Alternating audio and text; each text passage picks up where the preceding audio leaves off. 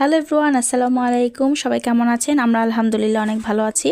তো আজকে আমরা আমাদের লাল শাকের ভুঁই থেকে শাকগুলো তুলে নিচ্ছি।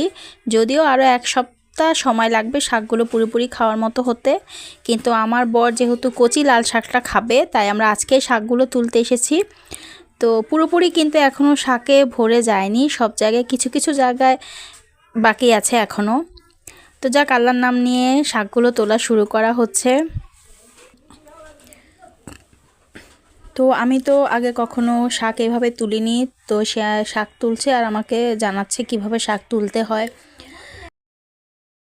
হলো না, আসলে নিজেদের হাতে ফসল করা আর সেটা খাওয়া আসলে খুবই একটা আনন্দের ব্যাপার। এটা যারা করে তারাই একমাত্র বুঝে। আমার বরে শাকগুলো তুলছিল আর আমাকে বলল যে রাতে রুটি বানাতে হবে শাকটা ভাজার সাথে। তার এটা খুব একটা অদ্ভুত কম্বিনেশন, রুটি দিয়ে শাক ভাজি খাওয়া। গরম গরম রুটির সাথে নাকি অমৃত মনে হয়।